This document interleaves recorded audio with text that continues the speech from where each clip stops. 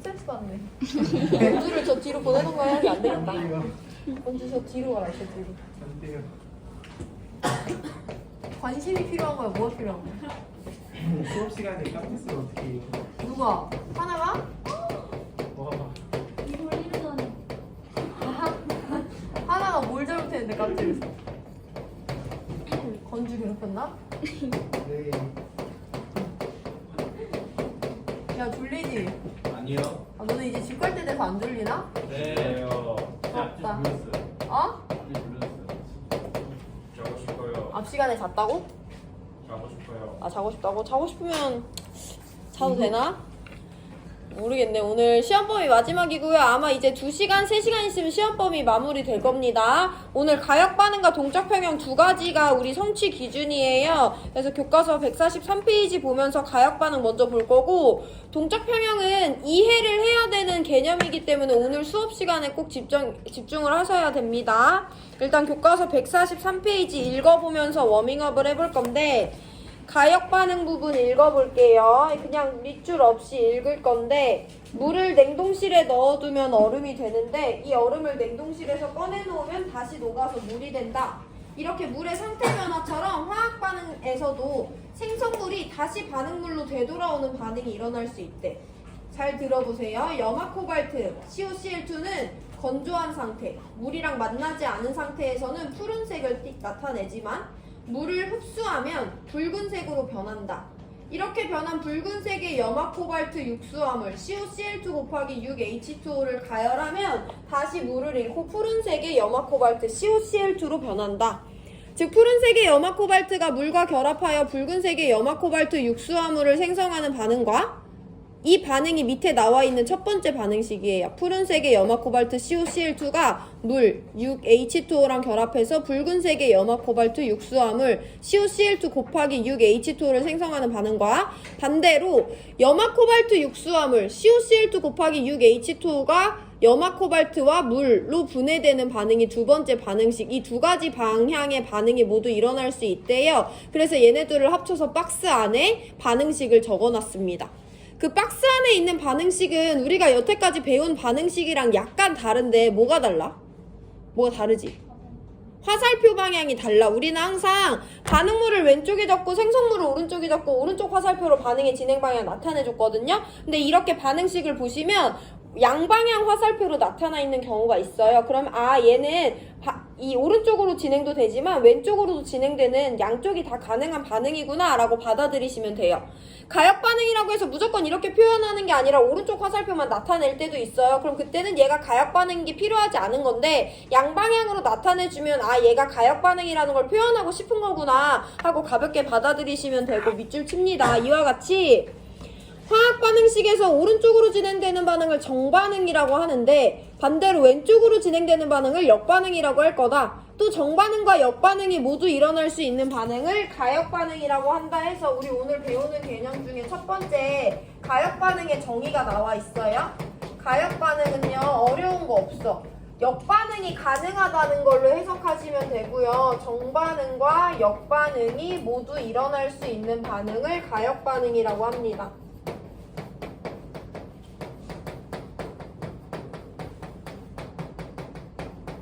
그럼 여기서 우리 한 가지만 분명히 하고 바로 다음 내용으로 넘어갈 건데, 예를 들어서 A랑 B가 만나서 C랑 D가 된대. 우리 항상 반응물은 왼쪽에 생성물은 오른쪽에 적어놓기로 약속을 했거든요. 근데 반대로 얘는 C랑 D가 만나서 A랑 B도 될 수 있대. 그럼 얘 무슨 반응인 거야? 가역 반응인 거잖아. 근데 우리 부를 때 C랑 D가 만나서 A랑 B가 되는 게 역반응이죠. 그렇다고 해서 얘네들을 반응물이라고 부르지 않아요. 우리 항상 반응물은 왼쪽에 적기로 생성물은 오른쪽으로 적기로 약속을 했기 때문에 반응물이 생성물이 된다는 A랑 B가 만나서 C랑 D가 되는 거고, 반대로 역반응은요 역반응의 반응물이 역반응의 생성물이 된다고 표현하기보다는 생성물이 반응물이 되는 반응을 왼쪽 진행 방향의 반응을 설명할 때 사용을 합니다. 왼쪽에 반응물, 오른쪽에 생성물을 쓰는 거예요. 해서 양쪽으로 진행되는 반응에 대해서 우리가 넘어가 볼 거고, 뒷페이지 144로 넘어갑니다. 동적 평형이에요. 여기부터 설명 잘 들으셔야 돼요. 일단 읽어볼 건데, 물을 그릇에 담아 놓으면 물이 증발하여 그 양이 서서히 줄어들다가 모두 사라진대. 근데 물이 담긴 그릇을 밀폐해 놓으면, 뚜껑을 닫아 놓으면 물의 양이 서서히 줄어들다가 어느 순간 일정해지는데, 이 밀폐된 그릇 속에 담겨있는 물은 더 이상 증발하지 않는 건지 궁금하대요. 해서 동그라미 칠 건데, 밀폐 용기 동그라미에 넣은 물은 표면에서 증발 동그라미 이 일어나 수증기가 된다. 근데 이때 생성된 기체 상태의 물 분자는 용기 속에서 자유롭게 운동하다가 다시 액체로 돌아오기도 한다. 밑줄. 증발과 반대되는 현상을 응축이라고 한다 하고 응축 동그라미. 우리 여기 밀폐용기 증발 응축이라는 키워드 3개 동그라미 쳐놨는데, 일단 응축이라는 것이 무엇인지, 밀폐용기가 왜 중요한지 한번 살펴보겠습니다. 너네 아침에 다 씻고 나왔잖아. 양치를 했든 세수를 했든 머리를 감았든 씻고 나왔잖아. 그럼 화장실에 온 곳에 뭐가 튀어있어? 물이 튀어있어. 근데 우리 이제 한 8, 9시간 학교에서 뺑뺑이 돌다가 이제 집에 갔어. 그 물이 남아있어, 안 남아있어? 안 남아있지. 그럼 그 물 누가 다 닦은 거야? 누가 드라이기로 날린 거야? 아니죠. 우리 그때 물이 뭐 했다고 해?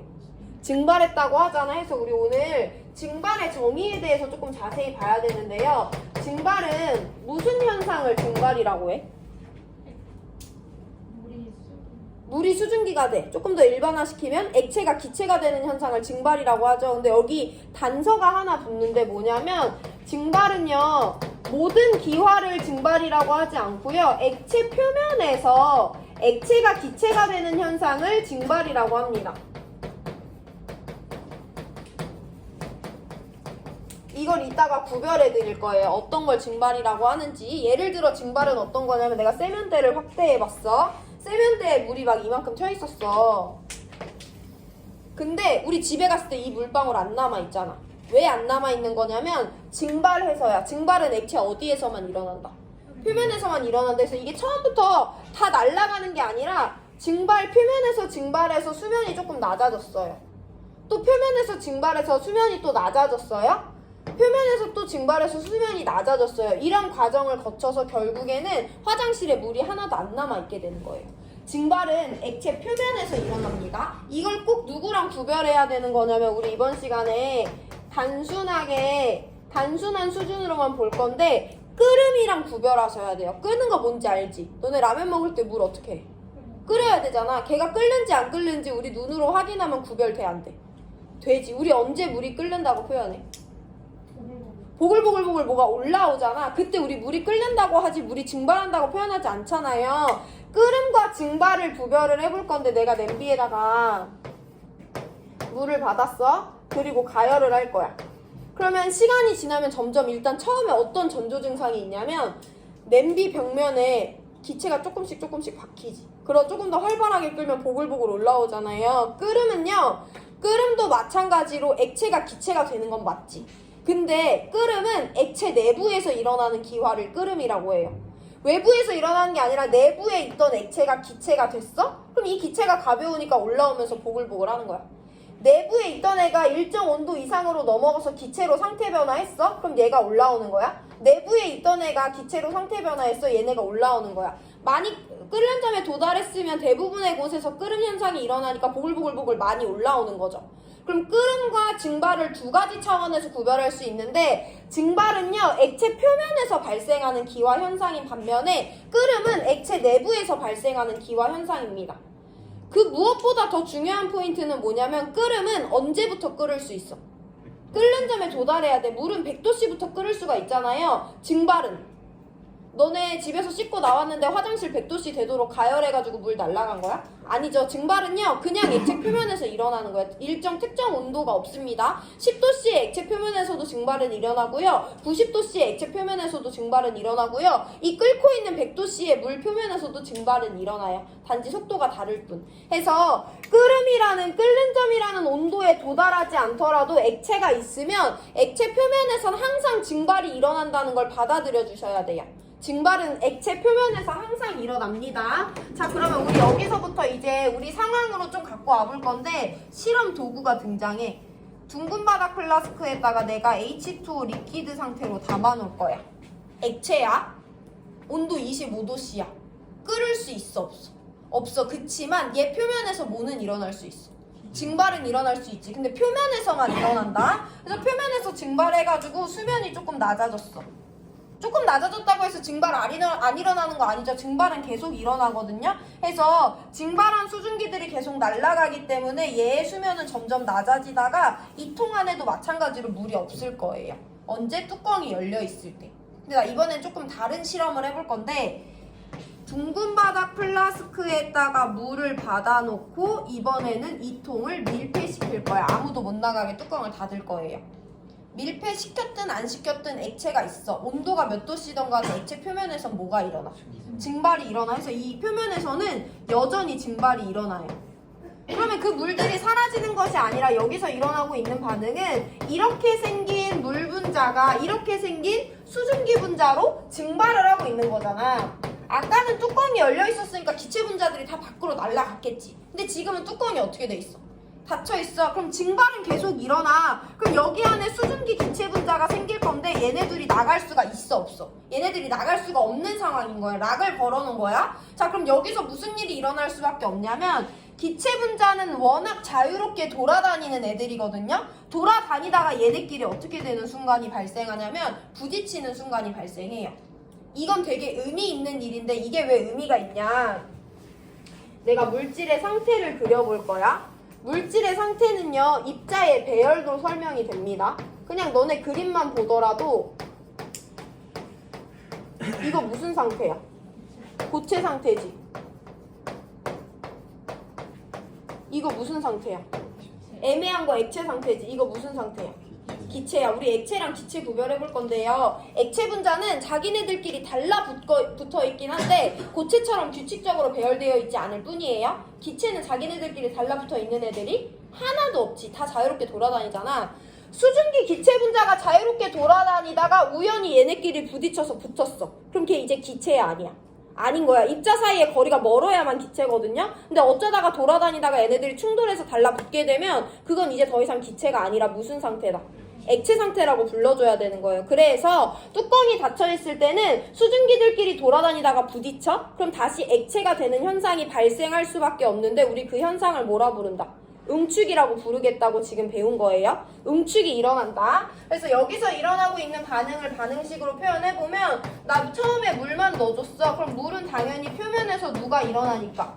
증발이 일어나니까 이와 같은 증발이 일어나는데요. 내가 만약에 뚜껑을 닫아놨대. 그럼 기체 분자 나갈 수 있대 없대? 없대? 그러다 보면 기체 분자끼리 어떻게 해? 충돌해서 달라붙게 된대. 그런 역반응이 일어날 수 있고요. 걔 우리 뭐라고 부를 거냐? 응축이라고 부른다라고 정리해 주시면 돼요.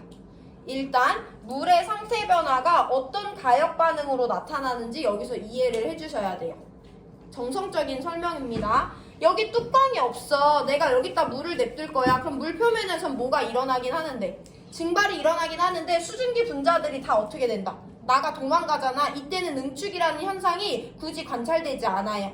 근데 내가 뚜껑을 닫아놨습니다. 그러면 수증기 분자들은 운동을 하고 있는데 밖으로 나갈 수 있다 없다? 없다. 그러다 보면 걔네끼리 부딪혀서 무슨 상태가 되는? 액체 상태가 되는 응축이라는 현상이 관찰이 됩니다. 자, 그럼 이제 여기서 일어나고 있는 변화를 정량적으로 한번 설명을 해볼 건데 그러기 위해선 우리가 하나 받아들여줘야 되는 내용이 있어요. 증발 속도라는 개념입니다. 증발 속도는요, 증발의 빠르기인데요. 얘는 화학원에서 두 가지 변수에 의해서 결정된다고 보시면 되는데 안 중요해요. 그냥 나중에 결과만 이해하셔도 됩니다. 증발 속도는 액체의 종류랑 온도에 따라 달라져. 내가 여기 두 개의 비커를 준비할 건데 여기는 H2O라는 액체를 넣어놓을 거고 여기는 브롬2라는 액체를 넣어놓을 거예요. 얘도 25도씨, 얘도 25도씨야. 얘네들의 온도 어떻다고? 똑같다고? 근데 얘는 H2O고 얘는 브롬2야. 얘네들의 증발 속도 같겠어? 다르겠어? 다르지. 액체의 종류가 다르잖아요? 자, 내가 이번에는 여기다가 H2O라는 리퀴드를 냅둘 건데 얘는 25도씨, 얘는 50도씨의 물을 준비했어. 액체의 종류 똑같잖아. 얘네들의 증발 속도 어때? 다르지. 왜냐면 뭐가 다르니까? 온도가 다르잖아. 근데 이번에는 내가 누구를 준비할 거냐면 조금 더 큰 그릇을 준비할 거야. 이렇게 커다란 그릇을 준비해놓고 여기 이번에 H2O 리퀴드를 넣어놓을 거고 얘도 25도씨 물, 25도씨 물을 준비했어. 얘네들의 증발 속도 어떻다고? 똑같은 거야. 용기의 모양과 관계없이 액체의 종류랑 온도가 같으면 증발 속도는 똑같아요. 어쨌든 우리는 실험에서 저 두 개에 의해서 증발 속도가 일정하다는 걸 이해해주면 되는데 다시 실험 상황 갖고 옵니다. 아무것도 없는 용기에다가 H2O 리퀴드를 넣어놓고 뚜껑을 닫을 거예요. 자, 그럼 액체 넣어놨으니까 이 안에서 무슨 일이 일어나는데? 증발이 일어나는데 내가 뚜껑 닫아놓고 얘네들의 온도를 25도씨로 일정하게 유지시킬 거야. 맨 처음에 1초에 10개의 물 분자가 증발해서 기체가 됐대. 100초 뒤에는 변할 이유가 있어 없어? 온도 일정하죠? 액체도 계속 처음부터 끝까지 H2O죠? 이 통 안에서 발생하는 증발의 속도는 변할 이유가 없어요. 해서 시간에 따른 속도 그래프를 한번 그려볼 건데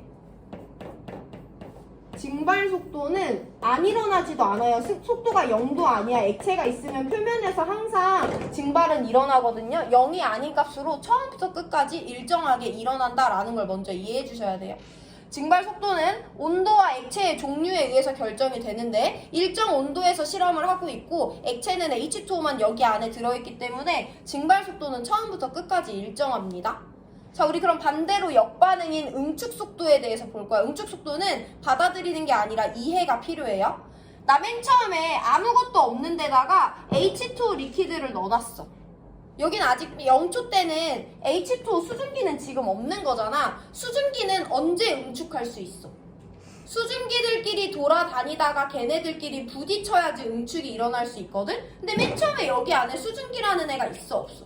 없잖아. 그럼 맨 처음에 응축 속도는 당연히 제로예요. 온도가 25도씩이던 간에 50도씩이던 간에 이 안엔 서로 부딪힐 수증기가 없단 말이야. 근데 누구는 계속해서 일어나?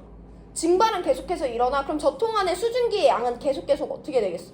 늘어날 거 아니야. 저 통 안에 수증기의 양이 늘어나면 늘어날수록 자기네들끼리 부딪힐 확률이 어떻게 돼? 높아지지. 그럼 그만큼 응축이 일어나는 빠르기도 빨라지게 되겠죠. 그래서 응축 속도는 증발에 의해서 수증기의 양이 많아지기 때문에 계속해서 늘어날 수밖에 없어요. 빨라질 수밖에 없습니다. 우리 이 특정 지점 T1에서 한번 볼게요. 증발이 계속해서 일어나서 이 통 안에 수증기의 양이 많아졌어? 그래가지고 응축 속도가 자꾸 빨라지던 어느 와중이야. 근데 T1에서는 응축 속도랑 증발 속도 중에 누가 더 빨라? 증발 속도가 빠르지. 그러면 T1에서 만약에 지금 수증기가 통 안에 100개 있었다고 해봐. 근데 1초에 10개가 증발한대. 근데 지금 응축 속도는 더 느리잖아. 응축은 1초에 7개만 한대. 그럼 수증기의 개수가 지금 늘어나고 있는 상황이야? 유지되고 있는 상황이야? 줄어들고 있는 상황이야? 증발 속도가 응축 속도보다 빠르다는 것은 1초에 10개가 날아가는데 되돌아오는 개수는 7개밖에 안 된다는 거죠. 그럼 일단 지금도 수증기는 어떻게 되고 있다? 늘어나고 있는 거야. 그럼 응축 속도는 더 어떻게 돼야 돼? 빨라져야 되잖아요. 그래서 응축 속도는 계속 빨라집니다. 언제까지 빨라지냐면 증발 속도랑 같아질 때까지 빨라져요. 자, 같아진 이후로는 더 빨라지는지 유지되는지 느려지는지 볼 건데 응축 속도는 어쨌든 저 통 안에 들어있는 수증기의 양에 의해서 결정돼요. 수증기가 적게 있으면 부딪힐 확률이 적으니까 느려져요. 수증기가 많이 있으면 부딪힐 확률이 많으니까 빨라져요. 자, 내가 지금 증발 속도랑 응축 속도가 같아졌어. 그럼 10개 날아가는 동안 10개가 돌아오지. 저 때부터 수증기의 양의 변화가 있어 없어? 없잖아. 그럼 빠르기의 변화가 있을 이유도 없는 거죠. 그래서 같아진 다음부터는 응축 속도도 증발 속도랑 똑같이 일정 값을 유지한다라는 것을 받아들여 주시면 돼요. 내가 지금 한 설명이 이해가 안 되면 이 속도 그래프의 개형을 단순히 외우셔도 되는데 중요한 것은 증발 속도는 온도가 일정하면 변한다, 안 변한다? 안 변한다. 응축 속도는 맨 처음에 일어날 수가 있다, 없다? 맨 처음엔 수증기가 없으니까 일어날 수 없다. 그럼 증발이 응축보다 빠르니까 수증기의 양이 점점 늘어나? 그럼 수증기끼리 부딪힐 확률이 높아지니까 응축 속도가 빨라져요. 그러다가 증발과 응축 속도가 같아졌을 때는 증발도 일어나고 응축도 일어나지만 10개 날아가는 동안 10개 돌아오니까 이 통 안에 들어있는 수증기 양 변화가 있다, 없다? 없으니까 응축 속도가 더 이상 빨라질 일도 없고 쟤네들은 0이 아닌 속도로 같게 일정하게 유지가 되는 거예요. 이거 오늘 반복해서 설명드릴 거니까 일단은 교과서 읽어보면서 내용 정리합니다. 교과서 144페이지 두 번째 문단 볼게요. 아래 그림은 밀폐용기에서 일어나는 물의 증발과 응축을 모형으로 나타냈대. 처음에는 증발하는 물 분자가 응축하는 물 분자보다 많다 밑줄. 그 말이 뭐냐면 증발 속도가 응축 속도보다 빠르다라고 적어두시면 돼요. 우리 초반에는 증발은 일어나지만 응축은 안 일어났고 얘네들의 속도가 같아질 때까지 일정 시간이 필요했었죠. 처음에는 증발하는 물 분자보다 응축하는 물 분자가 적어요. 증발 속도가 응축 속도보다 빠르다라고 적어 놓으시면 되고, 그러나 밑줄 점점 응축하는 물 분자 수가 많아지다가 응축 속도가 점점 빨라지다가 라고 적어 두시면 돼요. 일정 시간이 지나면 증발하는 물 분자 수와 응축하는 물 분자 수가 같아진다. 응축 속도와 증발 속도가 같아진다. 계속 밑줄. 이 상태에 도달하면 겉으로는 변화가 일어나지 않는 것처럼 보이는데, 우리도 아까 봤어? 1초에 10개 날아가는데 1초에 10개 다시 돌아와. 그럼 물의 양의 변해? 안 변해? 안 변해. 수증기 양도 안 변하죠. 겉으로는 변화가 없는 거예요. 자, 제일 중요한 내용 밑줄 칩니다. 그림 밑에 이와 같이 겉보기에는 반응이 일어나지 않는 것처럼 보이지만 실제로는 정반응과 역반응이 같은 속도로 일어나고 있는 상태를 동적 평형이라고 한대요. 우리 오늘 가역 반응과 동적 평형 설명할 수 있어야 된다고 했는데 동적 평형의 정의가 나왔습니다. 오늘 마지막 개념이고 이거 살펴보고 문제풀이 들어갈 거예요. 일단 화학에서 평형이라는 것은 아무런 변화가 없는 상태를 말해서 동적 평형은 두 가지 방법으로 정의를 할 건데요. 첫 번째, 겉으로는 변화가 나타나지 않는 상태야.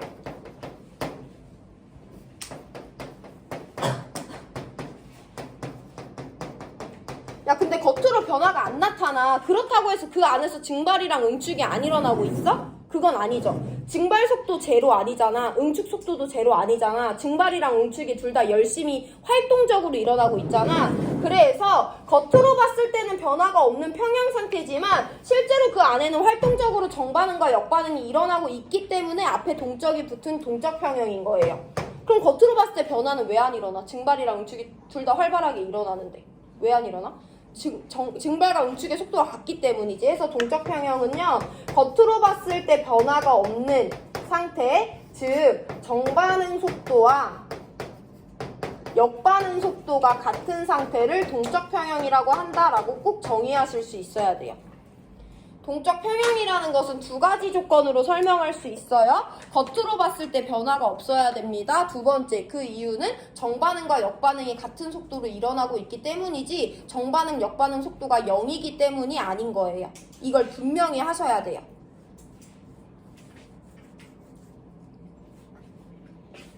야, 그럼 이제 오늘 배우는 것 중에 가장 어렵고 너네들이 문제 풀 때 가장 헷갈려하는 부분에 대해서 짚어볼 건데, 간단한 부분부터 봅니다. 시간이 t2일 때, 겉으로 봤을 때 변화가 있겠어, 없겠어? 없어. t2일 때는 누구랑 누가 같아요? 증발, 정반응 속도와 응축, 역반응 속도가 똑같이 둘 다 일어나고 있는데 속도가 똑같잖아. 그럼 이때는 변화가 없어. 이때 평형이라고 할 거야. 그럼 반대로 t1일 때는 겉으로 봤을 때 변화가 있어, 없어? 있는 거지. 겉으로 봤을 때 변화가 없으면 동적 평형이잖아. 근데 T1은 지금 동적 평형 조건을 만족해, 안 해? 안 하지. 동적 평형이라는 건 정반응과 역반응의 속도가 같아야 되거든요. T1일 때 지금 정반응과 역반응의 속도 같아, 달라? 다르잖아. 지금 증발과 응축의 속도가 달라요. 그럼 일단 겉으로 봤을 때 변화가 있다, 없다? 있는 거야. 알짜 변화가 있는 거예요. 여기는 증발도 열심히 일어나고 응축도 열심히 일어나지만 알짜 변화는 없지. 똑같은 속도로 일어나니까. 자, 그럼 여기가 어떤 변화가 일어나는지가 중요한데, 증발이랑 응축 중에 누가 더 빨라? 증발이 더 빠르지. 그럼 알짜 변화는 어디서 일어나냐? 증발로 일어나는 거예요. 더 빠른 애에 의해서 반응의 변화는 결정이 됩니다. 그건 당연한 거지. 10개가 물에서 수증기로 날아가는데 7개가 물로 돌아와. 그럼 몇 개가? 3개가 수증기가 되고 있는 거잖아요. 그래서 증발이 알짜 변화야. 그 말은 H2 리퀴드가 가스가 되는 게 증발이야, 가스가 리퀴드가 되는 게 증발이야. 리퀴드가 가스가 되는 게 증발이고 가스가 리퀴드가 되는 게 응축이죠. 그럼 지금 알짜 변화는 증발이 빠르니까 증발이 알짜 변화야. T1에서는 물의 양은 줄어들고 수증기의 양은 많아지고 있는 변화가 나타나. 이걸 꼭 캐치하셔야 돼요. 한마디만 듣고 자라, 얘들아. T1은요, 얘네들의 속도가 달라요. 알짜 변화는 빠른 애에 의해서 결정되는데 증발이 더 빠른 거 확인할 수 있지. 그럼 알짜 변화 증발이야? 증발이 알짜 변하면 반응물인 리퀴드는 줄어들고 생성물인 가스는 늘어나고 있는 거죠. 그래서 T1에서는 알짜 변화가 나타나는데 어떤 변화냐? 두 가지죠. 리퀴드의 양이 줄어들고 가스의 양이 늘어난다는 변화가 나타난다는 걸 설명하실 수 있어야 돼요. 이게 제일 중요하다. 속도가 다르면 알짜 변화가 나타나요. 그 알짜 변화는 빠른 애에 의해서 결정된다. 여기를 너네가 제일 헷갈려 하는데 그럼 증발이 알짜 변화니까 정반응이 알짜 변화예요. 정반응이 진행되면 반응물인 리퀴드는 줄어들고 가스, 생성물은 늘어나겠지. 그럼 반대로 만약에 응축이 증발보다 빠르대. 그럼 이거 평형이 아니야. 평형 아니지. 알짜 변화 나타나지. 알짜 변화는 누구야? 응축인 거잖아. 역반응이 알짜 변화일 때는 반대로 생성물인 가스의 양은 줄어들고 반응물인 리퀴드의 양은 늘어나는 알짜 변화가 우리 눈에 관찰이 되겠죠. 이걸 포인트로 잘 잡으셔야 됩니다. 자, 시간 3분 드릴 건데 정리해보시고 2점짜리 1번 문제 풀어보세요.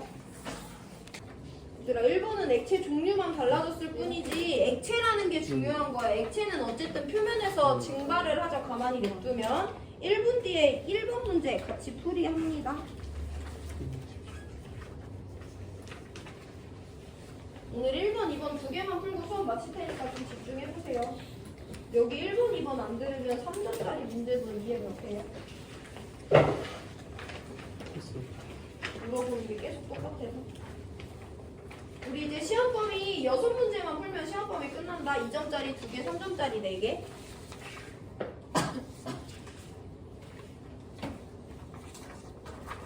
1번 같이 볼 건데요. 밀폐된 진공용기 안에다가 브로민이라는 액체를 넣었대. 초기 상태와 시간이 지난 후 동적 평형에 도달한 것을 나타내는데 동적 평형에 도달한 상태를 한번 볼게. 여기 누구랑 누가 같이 있어? 액체랑 기체가 같이 있지. 얘네들이 유일한 물질이기 때문에 동적 평형에 도달했다는 건 얘들아 정반응 속도랑 역반응 속도가 같다는 거지. 그 말은 정반응도 일어나고 역반응도 일어날 수 있는 가역반응에 대해서 우리는 동적 평형에 도달할 수 있는 거잖아요. 그럼 여기서 어떤 가역반응이 일어날 수 있는지 봐야 되는데 유일하게 두 가지 물질밖에 없기 때문에 얘가 되는 반응, 얘가 되는 반응 이 두 가지가 지금 평형을 이뤘다라고 받아들이시면 되고 브로민 액체가 기체가 되네 증발 브로민 기체가 액체가 되네 응축이네. 그래서 여기는 증발과 응축이라는 가역 반응이 일어나고 있고 얘네들이 평형을 이뤘다는 거다 라고 받아들이시면 돼요. 그럼 일단 여기는 정반응이 누군지 몰라도 증발 속도와 응축 속도가 같은 지점인 거지. 얘가 어쩌다가 이런 평형에 도달했는지 초기 상태를 볼 건데 나 초기에 누구밖에 안 넣어줬어? 리퀴드밖에 안 넣어줬지. 근데 리퀴드는 표면에서 항상 뭐가 일어나? 증발이 일어나잖아요. 지금 현재 온도 어때? 25도씨로 일정해. 그럼 우리 이런 그래프를 그릴 수 있어야 되는데 시간에 따른 속도 그래프예요. 증발 속도는 처음부터 끝까지 변할 이유가 있다 없다? 없다 해서 증발 속도는 처음부터 끝까지 일정하게 그래프 하나 그려주시면 됩니다.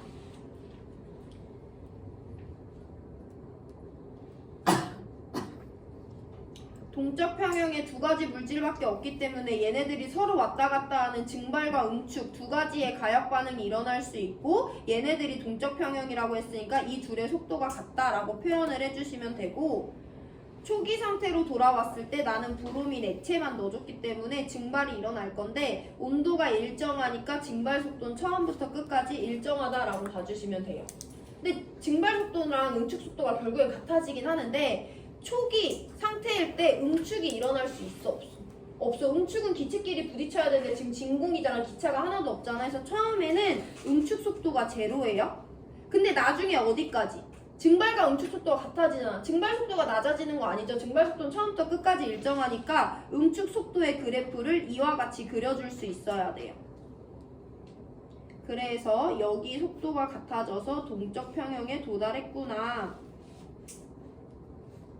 라고 자료 해석해 주시면 됩니다. 결국엔 이 그래프로 상황을 해석하는 거예요. 여기 단어는 무조건 정반응과 역반응의 속도 비교로 자료 해석을 할 거고 이 얘기 내가 지겹게 할 거다.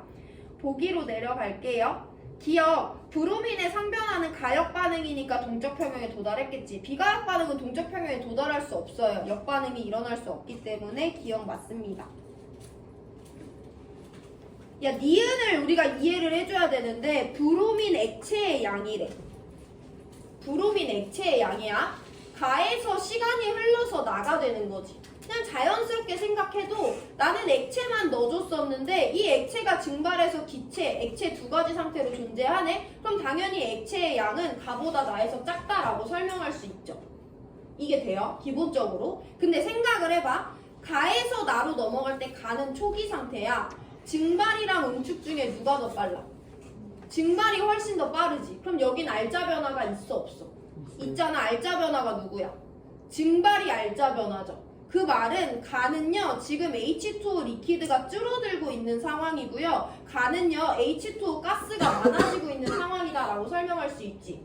가에서 시간이 흐를 때 리퀴드 양이 줄어드니까 당연히 가보다 나에서 리퀴드의 양은 줄어들 수밖에 없다라고 접근을 해줘야지 3점짜리 문제도 풀 수 있어요. 정성적으로 보는 것이 아니라 가 순간을 비교했을 때 가는 초기 상태로서 증발은 일어나는데 응축은 안 일어나. 증발 속도가 응축 속도보다 빠릅니다. 그럼 알자 변화는 증발이에요. 그 말은 리퀴드는 줄어들고 가스는 많아지고 있는 거기 때문에 가는 지금 현재 리퀴드가 줄어들고 있는 상황이에요. 그렇게 해서 시간이 흘러서 나가된 거니까 당연히 나에서는 가에서보다 리퀴드의 양이 적을 수밖에 없어요. 이거 반복해서 연습할 거니까 일단 그렇구나 하고 넘어가시면 되고 니은은 틀렸습니다. 야, 여기서 두 번째로 많이 물어보는 거 얘네들의 양도 물어보지만 증발과 응축 속도 B도 많이 물어보거든요. 이게 1보다 큰지 1과 같은지 1보다 작은지만 설명하시면 되는데 나는 무슨 평형 상태? 동적 평형 상태야. 그럼 증발과 응축 속도가 어떠니까? 같으니까 이 값은 1이 될 수밖에 없어요. 디귿 틀렸어요.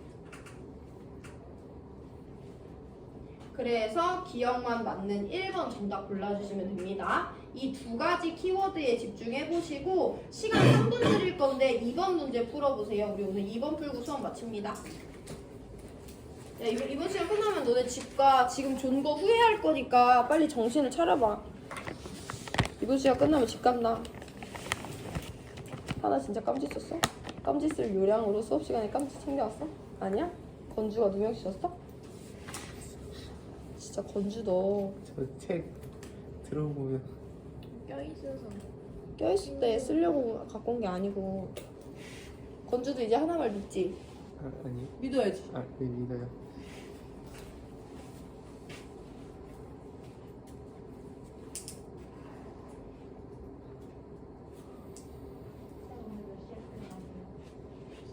몇 6시 반? 사장님 반가워 있어서? 갑자기 눈물 달라 그러네.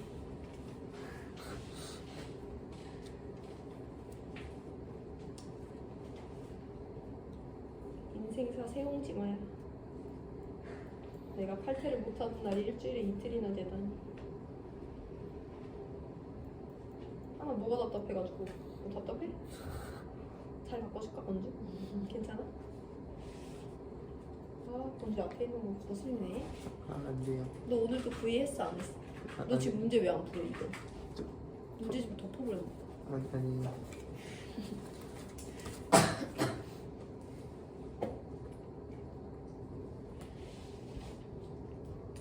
임지연 안 자네. 수아야 너 어떻게 왜 이렇게 졸려서 어떡해? 이제 좀 깼어? 사랑이가 겁나 웃었어.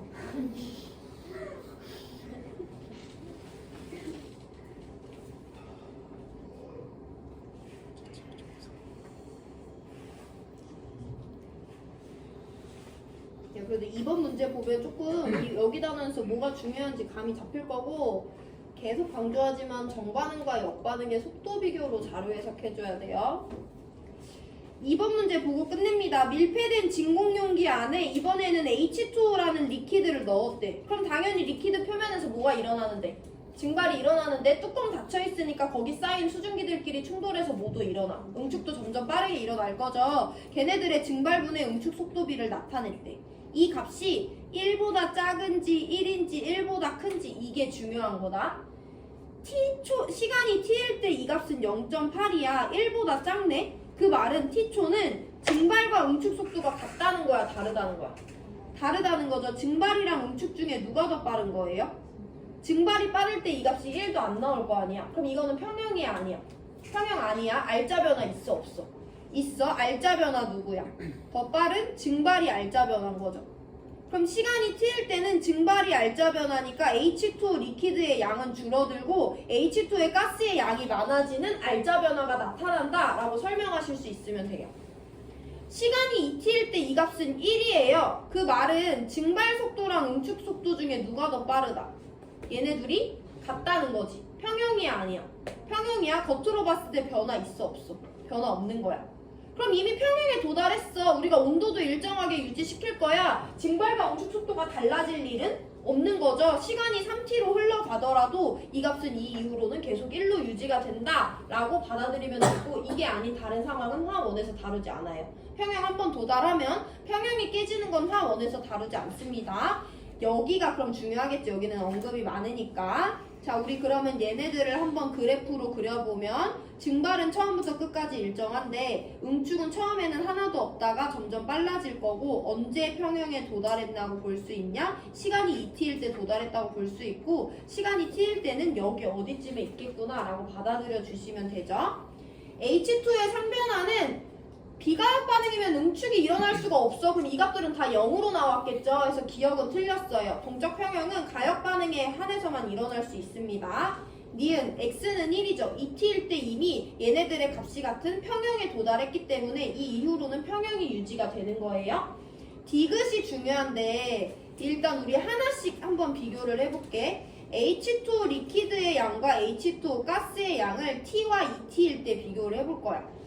t는 지금 변화가 있는 순간이지. 무슨 변화냐면 가스의 양이 늘어나고 있어요. 그럼 t보다 2t에서 당연히 가스의 양은 어떨 수밖에 없어? 많을 수밖에 없지. 늘어나고 있는 변화가 일어나니까. t는요 지금 변화가 있는 순간이에요. 리퀴드의 양이 어떻게 되고 있어? 줄어들고 있잖아. 그럼 t에서 시간이 조금이라도 흐른 2t에선 당연히 리퀴드의 양이 줄어 있을 수밖에 없는 거지. 이걸 바이바이로 먼저 비교를 해야 돼. 그러면 이 분수값을 물어봤을 때 분모는 더 작고 분자는 더 크니까 t일 때보다 2t에서가 이 값이 당연히 클 수밖에 없는 거죠. 니은 디귿 맞는 5번이에요. 결국엔 이 속도비가 1보다 작은지 큰지 같은지에 따라서 평형인지 평형이 아닌지 우리가 자료 비교를 해줬고, t일 때는 평형이 아니기 때문에 알짜 변화가 일어난다는 거. 그럼 알짜 변화가 어떤 변화인지를 서술하셔야 되고, 그러면 문제 푸는 것은 풀 수 있는 거예요. 질문 있는 사람 하시고, 나 이거 조금 감이 잡혔을 텐데 아리까리한 애들이 대부분일 거거든. 3점짜리 1번 풀어보시면 완전히 감 잡을 수 있어요. 피곤하지 않으면 웬만하면 1번 풀고 안경 벗으세요.